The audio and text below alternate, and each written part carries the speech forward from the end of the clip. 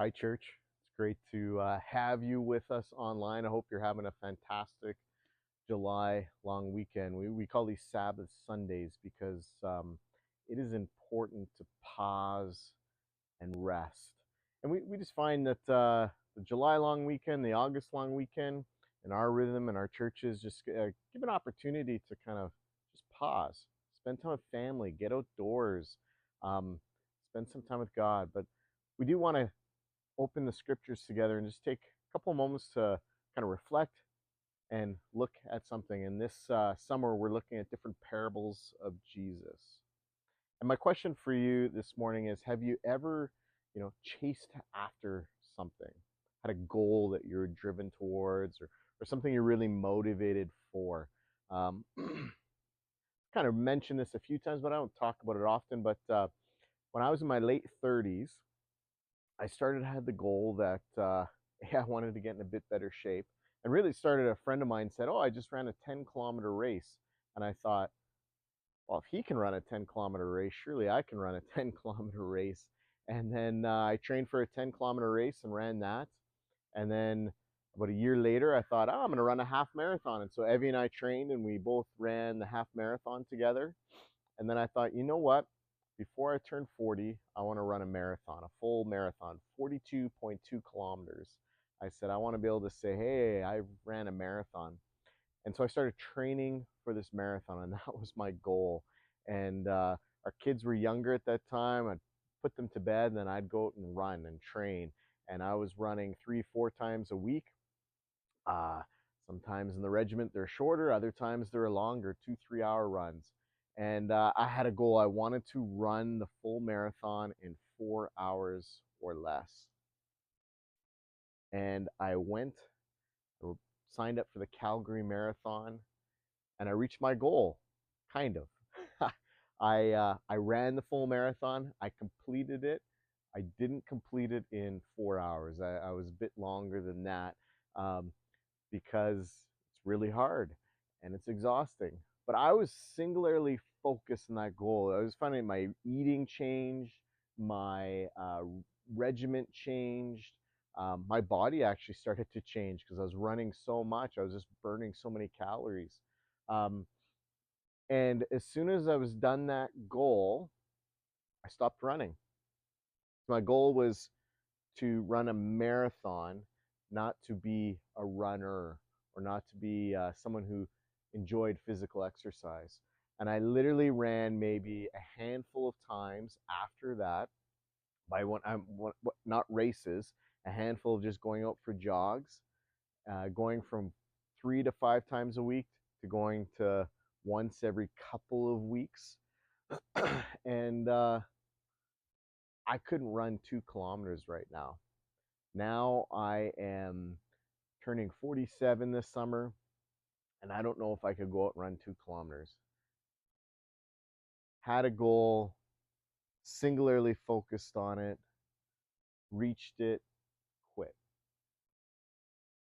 Jesus has a parable. It's kind of similar in the sense of we got to be careful where we invest our energies. We got to think about where our goals are lied. Where are we singularly focused? We can have other things surrounding our lives, but what is the one target, the singular focus?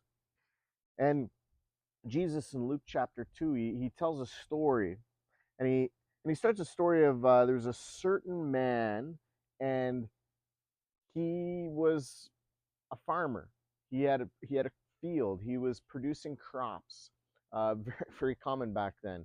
It was an agricultural society, and he had an amazing year. Like so much so that he drew in so much more than he was ever anticipating. And so he's thinking, you know what? I'm gonna tear down my barns. I'm gonna build bigger ones, and I'm gonna put all this produce in here, and I am set. And then Jesus says that he says this, and I'll say to myself, you have plenty of grain laid up for many years. Take life easy, eat, drink, and be merry. Take life easy, eat, drink, and be merry.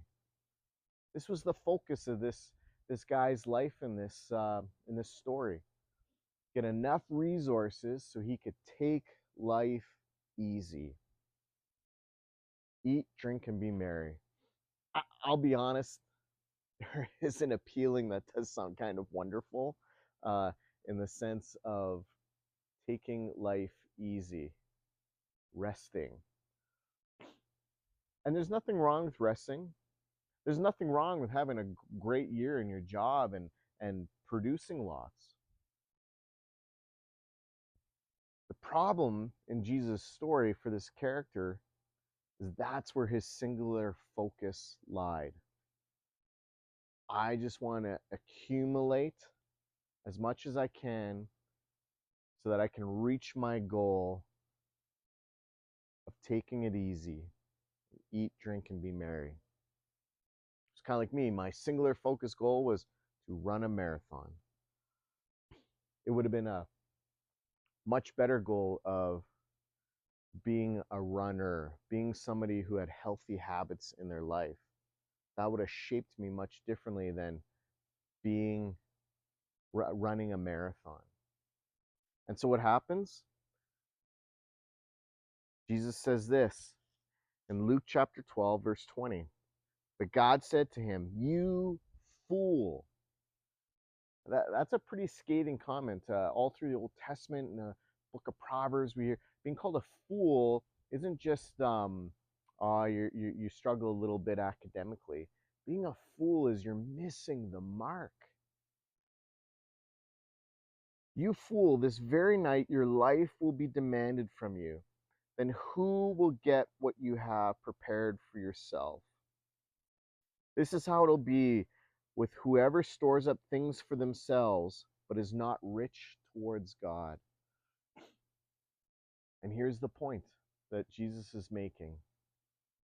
Having stuff, providing for yourself, there's nothing wrong with that. But is that your focus? To accumulate and to acquire so that you can take it easy? Or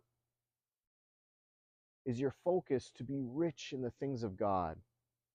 And we still work our job, we still pay our mortgage, we still buy groceries, and we still have all those things. But all these are just tools and resources so that we can be rich in the things of God. Where's your focus? What are you chasing after? Are you chasing after resources so that you can take it easy? Or are you chasing after the things of God and using your resources to accomplish chasing after the things of God? Both lives can look very similar, but what they're chasing after is different. I could have trained for that marathon and been like, I am a runner. I'm going to run for the rest of my life and be in shape and be able to do races and train. And that marathon would have been one step in my journey towards physical health. Or I could just run a marathon and tick it off my list. In the moment of training for that marathon, it would look, the two lives would have looked very similar, but the goals and the outcomes would be very different. And so you can still have your job, you can still get resources, you can still have a house, you can still have stuff. But what are you chasing after? Is it those stuff so that it creates a life of ease and comfort? Or are you chasing after those stuff so that you can use those resources to chase after God and the things of God? Jesus continues on in Luke chapter 12 and he talks about these things of like being provided for and finances, and it's still in this context of this parable, and then he ends with this in Luke 12 verse 29. He says, "And do not set your heart on what you will eat or drink. Do not worry about it, for the pagan world runs after all such things, and your Father knows that you need them. But seek his kingdom, and these things will be given to you as well." So in other words, Jesus is just reiterating what he said in this parable in a sense of seek after God and his kingdom and his things, and see all your resources as tools towards that seeking And man, you'll have a full life. You'll have a good life. You'll have a life where you're just satisfied. And if you chase after those things to experience comfort and ease, you might experience that in the moment, but you'll be left wanting. It won't be satisfying. And you don't know when your life is going to end. And so the question is, what are you chasing after? Are you chasing after an easy life where you can eat, drink, and be merry? Or are you chasing after God and His kingdom? Your day-to-day life might look very similar, but what you're chasing after is very different, where your heart is. So that's what this parable is challenging us and encouraging us. And so I just want to encourage you to kind of reflect and think. What is your true motivations? What are you truly chasing after? I hope you have a great long weekend. Spend some time with friends or family. Rest. Maybe go to Luke chapter 12, open it up and read this story. It'll take you a couple of minutes, but just chew on it, ponder on it, and ask yourself that question.